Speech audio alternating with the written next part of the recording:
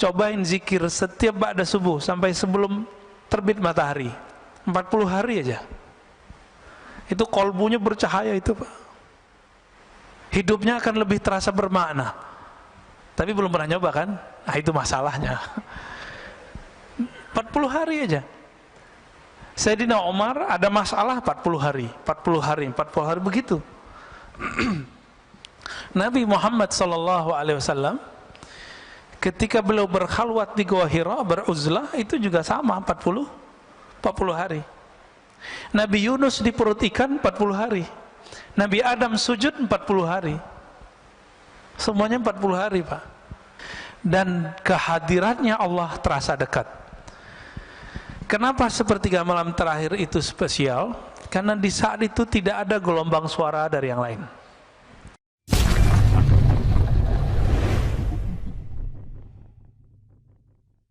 Enggak. Nabi Musa tahu dia enggak punya hak membunuh Samiri, maka dia katakan ma khatbuka ya Samiri. Harun dimarahin, ditarik pajenggotnya. Umatnya disuruh bunuh diri karena taubat zaman itu bunuh diri. Faqtulu anfusakum. Giliran Samiri ngomongnya pelan sekali. Ma khatbuka ya Samiri. Jadi Nabi Musa ngeliat Samiri itu langsung bergidik bulu romanya itu. Ini serem juga ini orang, ya. Nggak sembarangan ini orang. Dan beliau dapat kalam lah kira-kira ya. Itu bukan hak, tapi haknya umat Muhammad sallallahu alaihi wasallam. Kira-kira begitu. Maka keluarlah kalam, ma khatbuka ya Samiri. Ada apa denganmu wahai Samiri? Jadi Nabi Musa ngerti Samiri itu akan menjadi yang kita sebut sekarang Dajjal. Dan yang paling unik apa? Samiri itu nama gelar Pak, gelar orang kampung Samara namanya Samiri. Kayak Batawi, Jawi, Buguri, kan sekarang lagi tren nih ustaz-ustaz nyebut dirinya Al-Batawi, Al-Buguri. Kalau Bintaro apa dong? Al-Bintari, masih cocok lah ya. Berarti Pak Mirwan Al-Bintari. Kepake. Termirip-mirip Samiri lagi ya. Ini nama kecilnya siapa? Nama kecilnya sama dengan Nabi Musa, Musa. Tapi binnya beda. Bin Sam'un. Sam'un inilah yang bersekutu dengan iblis karena istrinya mandul. Dia juga mandul. Orang kalau ditanya mulu kan kesel Pak. Nggak bisa bikin anak ente gitu ya. Kesel dia ya, bertahun-tahun dibilang mandul. Akhirnya dia kesel, bersekutulah dan dia dapat kalam. Apa kata kalam ini? Kamu lakukanlah hubungan suami istri di kuil setan. Ada patung-patung di situ. Dia buat kerjaan suami istri di situ. Jadi anak siapa tuh? Anak iblis, anak setan. Nah ini Pak. Maka nanti yang membunuh, yang gorok Samiri siapa? Yang tidak punya bapak siapa? Nabi Isa. Hanya itu Pak. Karena dia tahu siapa yang akan bunuh dirinya, maka dia tunggu-tunggu tuh kedatangan Nabi Isa. Dia tahu Nabi Isa bakal datang. Kenapa? Karena iblis itu dulu kan bertahun-tahun ibadah di alam Jabarut, Malakut Jabarut, masuk langit 1, 2, 3, 4 sampai kemudian menjadi petinggi-petinggi malaikat. Makanya ketika disuruh sujud, itu ada iblis nggak di situ? Masih namanya lama, Azazil. Mau nggak dia sujud? Nggak mau. Padahal dia sudah menjadi petinggi malaikat. Cuma golongan jin. Malaikat itu nur, si iblis ini nar, cahaya, api, sama-sama ada kemilaunya. Kalau kita dekat cahaya begini, panas nggak Pak? Panas nggak ada cahaya begitu? Bedanya sama api gimana? Ada panasnya. Sama-sama terang, tapi yang ini panas, yang ini sejuk. Nah itu bedanya. Maka setelah muncul Nabi Isa, baru umur 33 Nabi Isa, muridnya baru 12 Pak. Ternyata murid yang ke-12 Yudas Iskariot, seorang yang nyamar, ternyata itulah si Samiri. Samiri itu jangan dibayangin badannya gede Pak ya. Dalam hadis itu dikatakan badannya qasirun, pendek, bantet, topi kekar, otaknya Masya Allah, cerdasnya, ya anaknya Azazil langsung, anaknya Iblis langsung. Jadi jika ada anaknya kalangan jin, kalangan iblis di kalangan kita, itulah si Samiri. Tapi Samiri itu waktu kecil yang mengajar dia siapa? Jibril. Nabi Isa yang ngajar waktu kecil siapa? Jibril juga. Oh jadi ini lumayan pas ini. Tapi Nabi Isa tidak diberi hak oleh Allah membunuh sendiri. Dia harus membunuh nanti bersama wali penutup umat Nabi Muhammad, yaitu Al-Imam Al-Mahdi. Itu aja bedanya ya. Makanya yang membuat skenario pembunuhan Nabiullah Isa, yaitu dia orangnya. Loh dia masih hidup toh? Iya masih hidup. Iblis saja masih hidup. Kok bisa? Ya apa yang susah bagi Allah? Makanya ketika terjadi perdebatan antara pengikut Ibnul Jauzi yang mengatakan Nabi Khidir mati dengan pengikut pengarang kitab ini, jadi imam ini namanya Ibnu Athaillah Sakandari. Imam Ibnu Athaillah mengatakan, wahai penolak hidupnya Nabi Khidir, kalian lupa, bukankah ada makhluk yang bukan nabi, bukan wali, tapi masih Allah panjangkan umurnya hari ini, yaitu iblis, yaitu Samiri. Itu bisa panjang, kenapa ini nggak boleh panjang gitu? Oh nggak ada dalilnya, nggak ada dalilnya. Ente nggak tahu dalilnya, bukan berarti kita nggak tahu dalilnya. Kan dalil banyak Pak. Dalilnya orang-orang ateis itu dalil empirik, nggak kelihatan dia nggak percaya. Maka ateis itu nggak cerdas-cerdas amat, karena mereka kecerdasannya baru kecerdasan empirik. Empirik ini indrawi, nggak kelihatan, nggak terdengar, nggak ada. Jadi jangan dikira orang-orang ateis itu pinter-pinter Pak. Itu justru kebodohan. Ada dalil yang kedua, dalil akli. Saya berpikir, saya percaya. Saya menerima, oh kayaknya masuk akal nih, saya percaya. Ini dalil yang kedua, dalil akli. Kalau dalil empirik tadi, ini sekarang sudah masuk ke wilayah agama.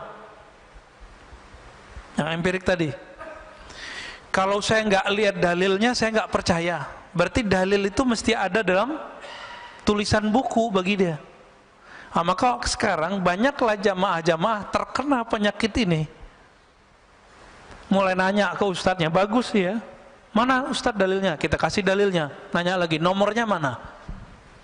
Ini mulai terjebak gitu Pak. Emang nomor semua kita pada nomornya?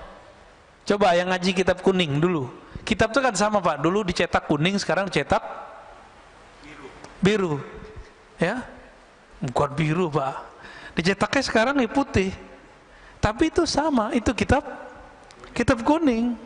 Nggak ada Pak nomornya dulu.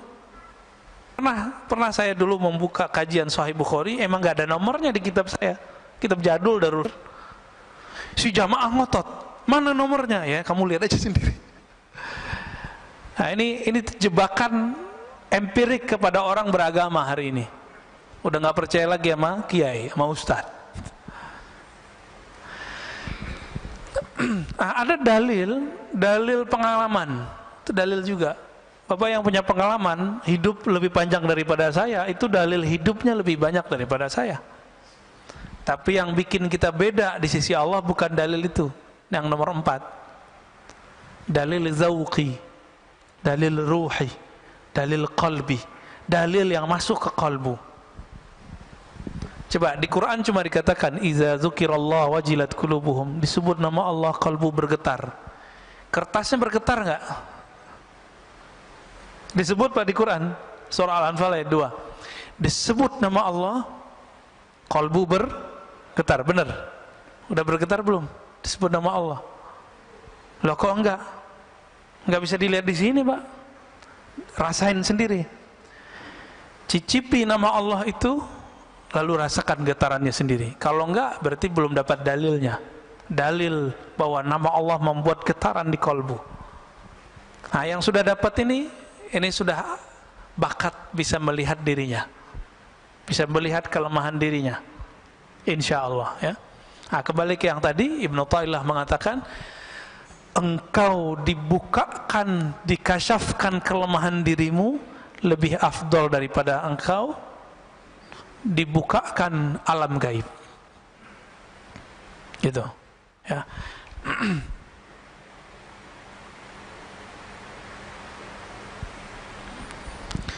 Supaya kita bisa melihat diri sendiri, gimana caranya? Supaya kita tidak terhijab oleh diri kita sendiri. Maka dalam kalam berikut beliau mengatakan, ukhruj min awsafi syariyatik, keluarlah engkau dari sifat-sifat manusiawimu. Jam segini kalau manusia sedangnya ngapain, Pak? Tidur. Nah itu, keluar dari sifat itu. Ngapain? Kalau nggak ta'lim, zikir. Kalau nggak ta'lim, zikir. Udah itu aja, Pak. Cobain zikir setiap ba'da subuh sampai sebelum terbit matahari, 40 hari aja. Itu kolbunya bercahaya itu, Pak. Hidupnya akan lebih terasa bermakna. Tapi belum pernah nyoba kan? Nah itu masalahnya. 40 hari aja. Sayyidina Umar ada masalah 40 hari, 40 hari, 40 hari begitu. Nabi Muhammad SAW ketika beliau berkhalwat di Gua Hira, beruzlah, itu juga sama 40 hari. Nabi Yunus di perut ikan 40 hari. Nabi Adam sujud 40 hari. Semuanya 40 hari, Pak. Maka hadisnya, orang yang sholat subuh ya, man shallal fajra, orang yang salat subuh, atau yang man shalla arba'ina sabahan, yang salat 40 kali subuh ma'al imam. Di riwayat Imam Tirmizi itu ada mendapatkan takbiratul ula, mendapatkan takbir pertamanya imam. Berarti dia bukan enggak terburu-buru ya. Maka setelah 40 hari, azharallahu ya nabi al-hikmah min qalbihi ala lisani. Allah akan pancarkan dari kolbunya ada hikmah, memancar dari kolbu, tumpah ruah lewat mulutnya. Coba Pak amalkan itu, coba sekali aja deh. Seumur hidup masa nggak mau nyoba? Ya. Oleh Nabi Muhammad SAW ketika beliau hidup sudah diringkas jadi 10 hari. 10 hari setiap Ramadan. Kalau sanggup kita 40 hari, itu kita udah bisa, Pak. 4 kali Ramadan nggak perlu itikaf, nggak apa-apa. Ya. Efeknya hampir lebih dahsyat 40 hari itu. Tapi karena Nabi memberi rukhsah kepada umat, karena umatmu mau cari Lailatul Qadar mulu ya, maka dapatlah itu 10 hari. Jadi kata beliau, Ibnu Athaillah Sekandari, ukhruj, keluarlah kamu dari sifat manusiamu. Malas, ngantukan. Nah. Tapi hadir di sini ngantuk aja dapat berkah ya. Ketiduran dapat berkah insyaallah. Kenapa? Hadisnya sahih riwayat Imam Bukhari. Allah mengatakan Allahumma shalli alaihi, ya malaikat ya, Allahumma shalli alaihi. Setiap kali ada orang duduk di tempat salatnya, maka malaikat berdoa, Allahumma shalli alaihi, ya Allah sampaikan salawat kepadanya, rahmati orang ini. Allahumma arhamhu, Allahumma ighfir lahu, ya Allah rahmati dia, ampuni dia. Kita duduk aja Pak, maka enak tuh, tidur lagi taklim itu enak. Didoain malaikat. Tapi yang bangun lebih enak lagi. Sifat basyariyah apa yang dikatakan di sini? An kulli wasfin mutanaqidin li'ubudiyatik. Semua sifat-sifat yang berlawanan dengan penghambaan diri kepada Allah. Malas, lawannya apa?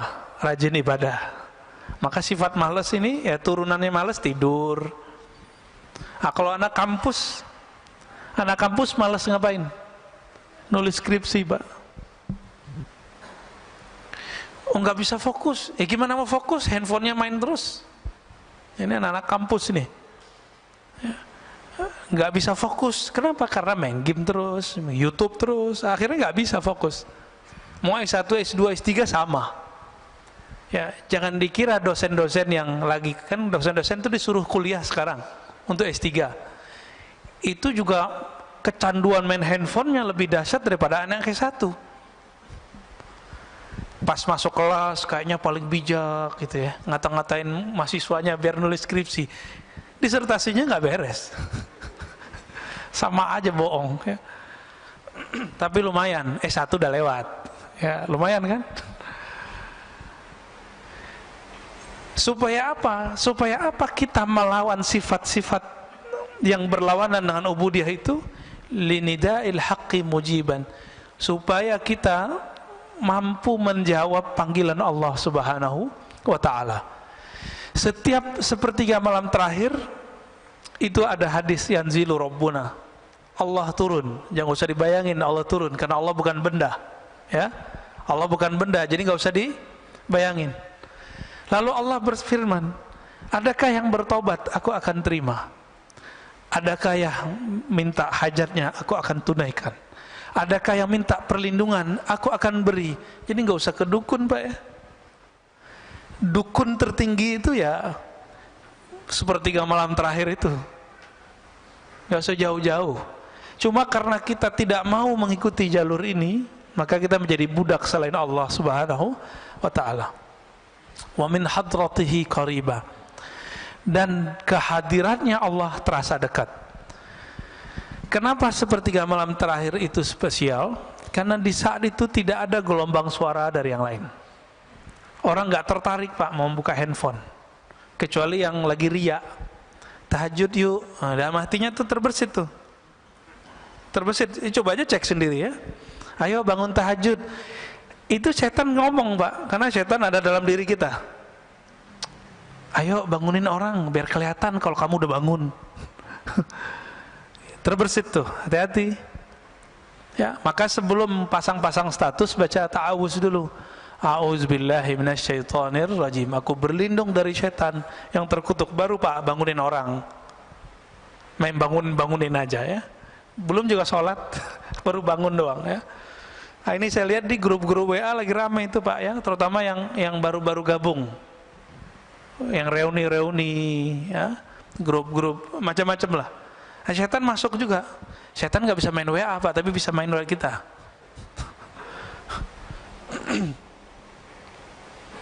Bagian terakhir ya, aslu kulli ma'siyatin wa ghaflatin wa syahwatin ar-ridha 'anil nafs. Kenapa ada maksiat? Kenapa ada kelalaian? Kenapa ada kita ini mengikuti hawa nafsu? Apa jawaban beliau? Pokok penyebabnya adalah satu, ar-ridha 'anil nafs. Kita meridhoi kehendak diri, kehendak nafs, hawa nafsu. Contohnya nih, kalau melihat yang bening-bening itu nafs bukan? Benar ya? Kita membiarkan mata kita terpapar Pak. Ya sama aja, mau ustadz ke ustadz sama aja, pendeta nggak pendeta sama Pak, biksu nggak biksu sama, mau dia vegetarian, mau dia makan daging sama. Jadi jangan dikira orang vegetarian nafsunya rendah, enggak. Orang nggak bernafsu ya nggak makan. Yang nggak makan gimana tuh? Ya puasa terus dia tiap hari. Tapi tunggu dulu, kalau puasanya puasa Daud, itu nafsunya masih bisa besar Pak. Makanya Nabiullah Daud istrinya 100, gundiknya kita nggak tahu berapa. Kan raja, istri resminya berapa? 100, budak-budaknya lebih banyak. Nabiullah Daud, itu puasa Daud loh. Jadi beberapa kiai di Jawa itu menemukan ternyata obat kuat alami itu namanya puasa Daud. Jadi kalau cuma puasa Daud itu bukan melemahkan syahwat, justru syahwatnya tambah kenceng ntar. Ya. Nabi Daud karena tahu dia tambah kenceng, ini ya nikah lagi. Coba kita kan di Indonesia susah mau nikah lagi Pak. Curhat curcol ya. Itu Pak Mirwan tuh yang curcol tuh, bukan saya ya.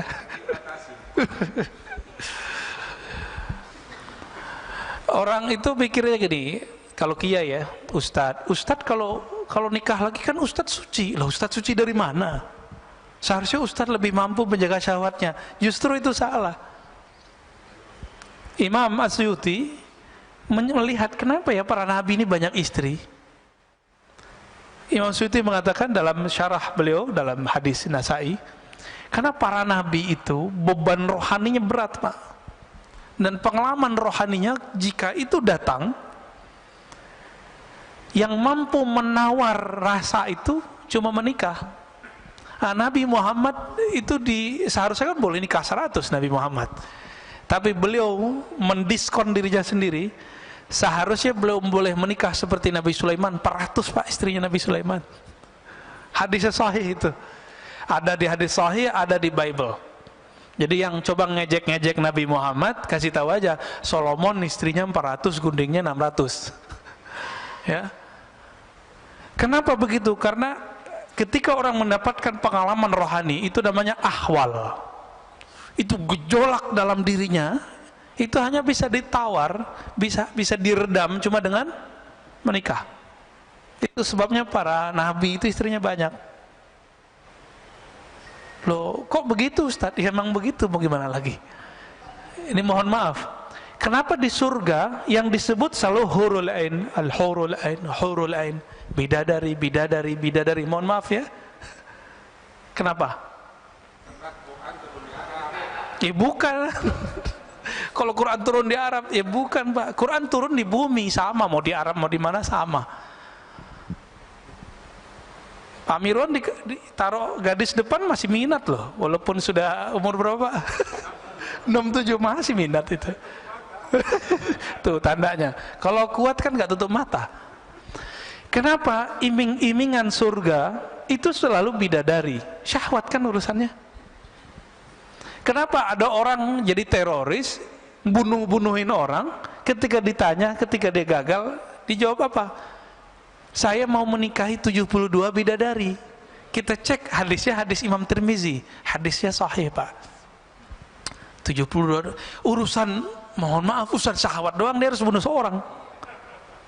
Waras gitu? Nggak waras Pak. Maka kadang-kadang orang beragama kalau caranya tidak benar, jadi nggak waras. Otaknya syahwat aja tuh ya, mikirin bidadari yang montok-montok gitu ya. Kenapa? Ternyata di surga itu nikmat paling tinggi itu memandang Allah. Satarawna rabbakum kama tarawna syamsa bila sahab, kama tarawna al-qamar fi lailatul badr. Kamu akan memandang Allah nanti di surga seperti memandang matahari tanpa ada awan, memandang rembulan di bulan purnama, di malam bulan purnama. Dan itu memandangnya lebih nikmat dari semua nikmat seksual. Kita pengen ngurusin mata aja harus kena macet dulu di puncak. Enggak. Sekarang diam-diam tuh orang ke puncak. Ya biar enggak di swab. Enggak antigen, bener enggak? Diam-diam mau ngurusin mata ini doang. Jadi mata ini senang yang indah, dan Allah itu maha indah. Innallaha jamil yuhibbul jamal. Allah itu maha indah. Keindahan Allah Subhanahu wa taala itu tidak bisa diakses oleh sembarang orang. Apalagi yang berharap dapat nikmat syahwat doang di dunia, di akhirat. Maka surga itu ada surga namanya jannatur ru'yah, surga memandang. Itu yang Nabi sebut tadi. Ada jannatus syahwa, jannah surga syahwat. Setiap masa, setiap satu hari, harinya surga. Harinya surga berapa hari kita? Alfasanah, 1000 tahun. 1000 tahun kita baru satu hari di Firdaus, surga paling tinggi Pak. Itu mereka setiap hari mampu melihat Allah Subhanahu wa taala, diizinin sekali. Tapi yang di bawah Firdaus, kalau tadi sekali sehari surga, mungkin mereka sekali setahunnya surga. Kalau sekali setahunnya surga dihitung aja Pak, berapa ribu itu? Anggaplah sekali 1000 tahun mereka baru bisa melihat Allah, dan Allah memperlihatkan dirinya sekali. Ketika Allah tidak memperlihatkan dirinya, apa yang terjadi? Mereka mempunyai rasa rindu melihat Allah, musyfiqun, ya, rasa takut plus rindu. Rindu apa? Ini murid aja kalau sama guru bisa rindu. Jadi kita punya teman itu pengen sekali ketemu, nggak tahan dia mau ketemu, Pak. Ada, ya, pengen ketemu gurunya. Oh, kadang jauh-jauh dari mana dia datang. Makanya guru-guru kita, kiai-kiai kita itu, dia punya pesantren di pelosok, muridnya dari mana-mana.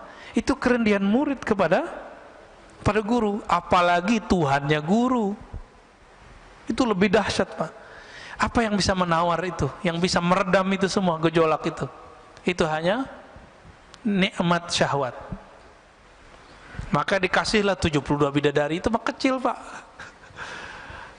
Terlalu sedikit 72 itu. Ya, mungkin ada yang dikasih 1000 ntar ya, kan asik tuh. Tapi bisa nggak menawarnya? Dia hanya sesaat. Makanya ahli surga itu nanti mencari ilmu ma'rifatullah lagi kalau dimasuk surga. Mumpung masih di dunia, cari Pak ilmu ma'rifatullah sekarang. Jangan cuma ilmu-ilmu zahir doang yang dicari. Cari ilmu ma'rifatullah. Saya lagi belajar zikir, zikir beda dengan ilmu ma'rifatullah. Zikir itu cara mendekat. Kalau ma'rifat itu keilmuan, masuknya ke alam rohani. Nah, cari ilmu itu mumpung masih dunia. Tapi hati-hati, sekarang di YouTube banyak yang begitu, nggak usah dipercaya, ya. Sekarang di YouTube tuh banyak yang ngaku-ngaku kajian-kajian ini, kajian Nur Muhammad, kajian, ada yang benar, ada yang enggak, Pak. Ya, kajian rasa, ijazah zikir, ini di mana-mana. Ini bulan ini memang saya berkali-kali, karena kita dengar, kita lihat ada orang ngamalin ijazah zikir dalam YouTube, sekarang sudah menjadi gila. Nggak jelas, Pak, untuk ujungnya kemana. Ya, ada yang udah mati juga ada. Ya, nauzubillah min dzalik. Jadi orang waras lebih enak, ya. Zikir kalau nggak ketemu sama gurunya nggak usah diamalin. Saya bisa download, Ustaz, ya nggak usah, biarin itu. Harus ketemu gurunya, dapat ijazahnya. Kalau nggak usah diamalin, ya. Udah amalin aja yang dulu dapat. Gimana Pak Mirwan? Udah. Nah, kita tutup dengan kalimat setelahnya, ya. Wa aslu kulli ta'atin wa yaqzatin wa 'iffatin 'adamur ridha minka anha. Adapun ketaatan asalnya bukan pada ridho pada syahwat tadi, tapi kebalikan itu, tidak meridhoi syahwat kita. Jika sepertiga malam terakhir, jangan membiarkan diri tidur. Itu yang dimaksud tidak meridhoi syahwat tidur. Kita makan nih, enak, cukup satu kali nambah lah, jangan terus nambah lagi. Nah, itu sudah mulai masuk dia itu. Jangan-jangan makannya nggak pakai basmalah, ya. Nanti modus, Ustadz kasihan mubazir, nah, itu lain cerita tuh, ya. Mubazir kata teman setan, nah, itu lain cerita ntar. Jadi Imam Nu'tailah memberikan oleh-oleh bagi kita supaya kita lebih mengenal diri, sehingga kenal Allah, maka ketahuilah aib diri. Keluarlah dari sifat-sifat manusiawi yang rendah dan kita mengambil jalan ruhani yang tinggi. Dan ditutup oleh beliau bahwa ketaatan dimulai dengan tidak meridhoi hawa nafsu, sedangkan kemaksiatan, kelalaian dimulai dari meridhoi hawa nafsu. Semoga Allah membimbing kita ke jalannya. Amin ya rabbal alamin. Ada yang mau didiskusikan, Pak? Pasti Pak Mirwan lagi nih. Tafadhal. Bismillah.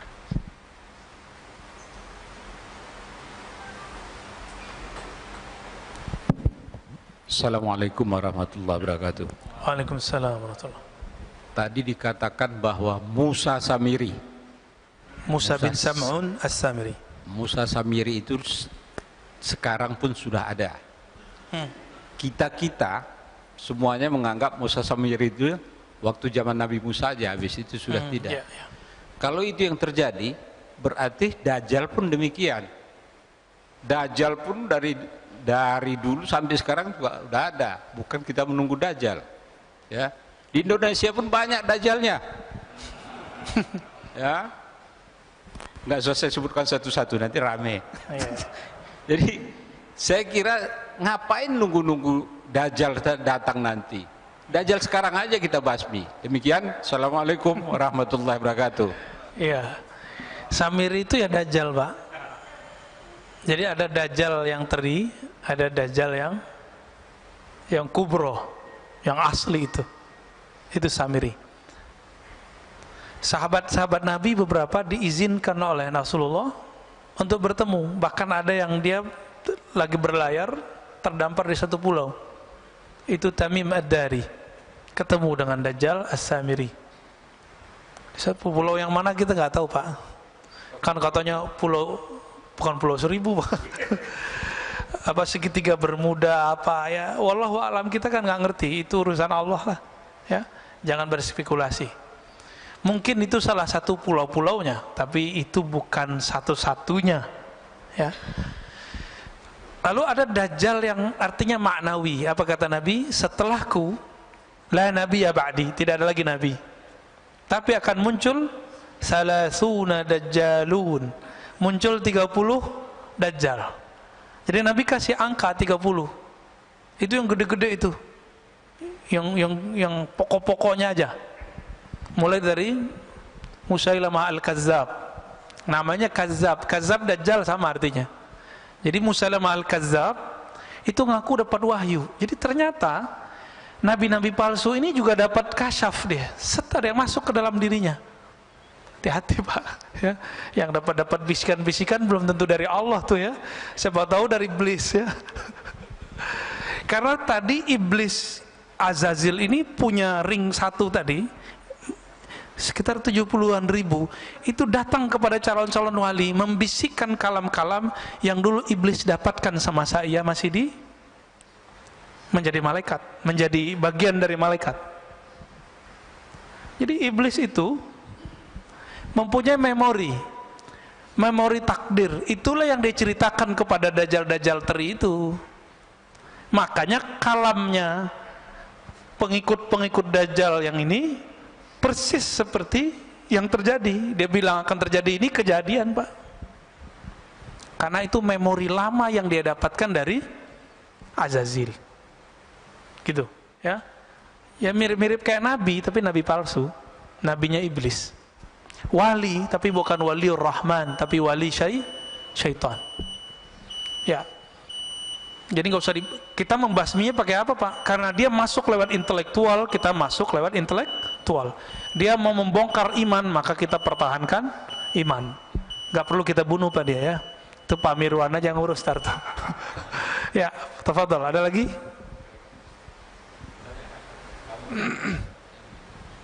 Ya, tafadhol.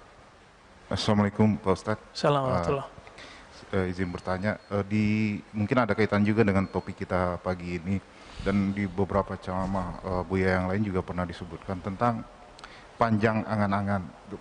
Itu apakah mudaratnya buat kita? Kemudian juga apa bedanya dengan cita-cita? Apakah boleh kita memiliki cita-cita seperti pengen punya kebun, punya apa, punya lain-lain lah gitu, Pak. Mohon penjelasannya, Pak. Makasih. Iya, betul. Ini kolbunya nanya ini, Pak. Kita punya masalah dalam setiap diri kita, mau dia ustadz, jamaah, kiai, santri sama. Apa masalah kita? Tulul amal. Tul artinya panjang, amal. Amal itu bahasa Arab pakai hamzah. Secara harfiah artinya itu cita-cita. Secara harfiah. Tapi dalam bahasa Indonesia, cita-cita beda dengan angan. Cita-cita itu sifatnya luhur, sedangkan angan-angan sifatnya belum tentu luhur. Luhur tinggi, ya, mulia. Kapan angan-angan itu tidak menjadi angan-angan? Kalau dia dikaitkan dengan Allah. Contohnya nih, ya. Saya pengen umroh, angan-angan. Beda nggak dengan saya berniat umroh? Itu beda. Kalau ingin umroh cuma bilang, dia Allah, orang umroh saya kok enak ya, gitu doang Pak, nyesek di badan. Coba kalau bisa umroh, itu angan-angan namanya. Tapi kalau sudah namanya cita-cita, saya mulai nyicil. Karena cita-cita bahasa Indonesia itu sudah ada niat di dalamnya. Niat itu pasti karena Allah, itu bedanya. Jadi ketika dilibatkan Allah di dalamnya, jadi dijadikan Allah sebagai tujuan akhir, maka angan-angan langsung berubah menjadi niat. Langsung berubah jadi niat Pak dia. Bapak niat, misalnya nih, ada di antara antum yang masih ngontrak misalnya. Misal, sedih gitu, ya Allah ngontrak saya, ya Allah. Kasihan anak-anak rumahnya kecil. Lalu kita berdoa, ya Allah, saya ingin menunaikan kebutuhan anak istriku, tolong izinkan ya Allah. Lalu orangnya bekerja. Itu baru namanya niat. Kalau angan-angan gimana? Tidur aja Pak. Angan-angan aja. Kalau ada temannya beli rumah, nyesek aja. Orang nyicil rumah, nyicil doang, ngejek ya. Nyicil kan lebih cakep Pak daripada ngontrak. Kalau nyicil, dia nyewa tapi berujung dengan kepemilikan, ya enggak? Kalau nyewa, mau 1000 tahun nyewa, tetap aja nyewa. Nah, itu beda orang berniat dengan orang berangan-angan. Dan tulul amal ini adanya di sini Pak, di fikrah. Di sini dia. Ketika tidak dilibatkan kolbu, maka dia menjadi angan-angan. Dan biasanya bikin orangnya suka ngayal, suka melamun. Nah, beda dengan yang berniat. Kalau yang berniat, diamnya berpikir. Kalau yang angan-angan ini, diamnya melayang. Diamnya ngayal aja gak jelas. Kalau udah ngayal, setan masuk nggak? Masuk. Tapi kalau berpikir, setan susah nembus. Jadi setan tuh nggak bisa nembus orang mikir. Itu hebatnya. Nggak perlu kita sakti untuk melawan setan. Berpikir aja. Nggak masuk Pak setan. Abu Bakar karena berpikirnya cepat, dia langsung tahu, kalau Muhammad yang ngomong saya percaya. Itu fikirannya main, fikrohnya oke. Jadi fikrohnya salim. Jadi nggak tulul amal, ya. Sayyidina Umar banyak nanya. Tapi setelah fikrohnya selesai, dia pertanyaannya sedikit. Nah ini dia. Jadi boleh nggak kita bercita-cita? Ya harus bercita-cita. Nah, cita-cita ini kalau dalam bahasa Arab yang positif itu disebut himmah aliyah. Coba kalau nanti saya mapan, saya akan tahajud setiap malam. Ya, saya akan misalnya bagaimana? Kayak Pak Mirwan nih, jamaah setiap saat. Saya akan tahfiz Quran, itu namanya cita-cita, himmah. Bahasa Arabnya himmah aliyah. Tapi coba cek Pak nanti, kalau dia sudah mapan, dia kerjakan nggak yang dia cita-citakan dulu?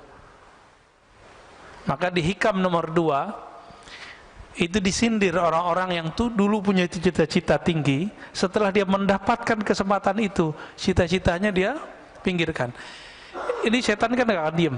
Setelah semua cita-cita Bapak terwujudkan, maka dikirimlah handphone ke kita, dikirimlah TV online kepada kita. Apa yang terjadi? Kita bisa duduk di depan TV 2 jam, bisa di depan YouTube 2 jam, tapi tidak bisa zikir 2 jam. Nggak bisa baca Quran 2 jam. Ini tanda-tanda kalau antum tuh perdaya semua. Sama, saya juga begitu. Ya. Kena semua kita ya? Ya, saya juga kena Pak. Sama-sama kita perbaiki. Ya, ada lagi Pak cukup? Cukup lah ya? Oh, masih ada. Ini Ahlul Bait ini. Assalamualaikum Ustaz. Caranya 2 Pak. 1 berguru. Nanti guru itu kasih guidance, kamu amalkan ini. Karena kita percaya sama guru ini, kita tahan Pak 2 jam di depan mushaf. Itu 1. Yang kedua, kalau udah berguru, ilmui apa yang diamalkan. Sahabat itu kenapa sanggup zikir dari ba'da subuh sampai zuhur? Itu mereka nggak beranjak. Karena dia tahu rahasia zikir ba'da subuh sampai syuruk, apalagi lanjut gitu. Kayak weekend begini. Katanya kalau sudah mapan, pengen di masjid aja, ya kena corona Pak. Intinya masjid apa? Zikir toh. Intinya masjid baca Quran, intinya masjid taklim. Ini taklim bentar aja udah gelisah, ya kan? Udah syuruk nih. Ini cara setan nipu nih Pak, hati-hati. Hati-hati di situ. Ya. Nah, tapi yang belum tahu ya nggak apa-apa. Lebih afdal ngaji apa sholat? Hah? Ngaji, beneran. Dulu Imam Malik lagi taklim, azan, kan beliau ngajarnya di Masjid Nabawi, azan Pak. Tiba-tiba ada seorang murid langsung dikemas tuh kitab-kitabnya, dimasukin ke kopernya lah kalau gitu sekarang. Lalu Imam Malik nanya, bro, ente mau kemana? Mau sholat sunat Tuan Guru. Apa kata Imam Malik? Oh gitu ya. Menurut kamu lebih afdol berilmu atau sholat sunat? Apa jawaban dia? Bingung juga dia Pak. Tapi dia pikir-pikir, iya ya, berilmu. Udah, nggak jadi Pak, datar lagi kitabnya. Masih ingat ada dalil hadis bahwa Allah lebih suka kepada orang alim yang tidur daripada orang yang tidak berpengetahuan lagi sholat. Karena orang yang nggak berpengetahuan sholat, dia merasa dirinya alim, dia merasa dirinya lebih mengerti, dia merasa dirinya suci dengan sholatnya. Coba Pak, kalau semua orang kayak tadi, wah syuruk nih pada sholat semua, saya ngomong sendiri dong. Kan kacau itu. Ini akibat ya, akibat kita nggak bisa melempatkan sesuatu pada tempatnya. Cuma 2 kali seminggu kok, sekarang udah dihapus kok yang pagi-pagi yang lainnya kan. Udahlah ya. 3 lagi. Udah Pak, kalau nggak ada nggak usah ditahan Pak.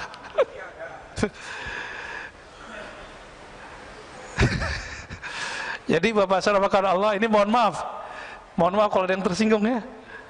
Silakan tersinggung. Kalau ada taklim, siapapun yang taklim, suka nggak suka, nyaman nggak nyaman, duduk aja. Antum dapat berkahnya lebih afdol dari 100 rakaat sholat kita Pak.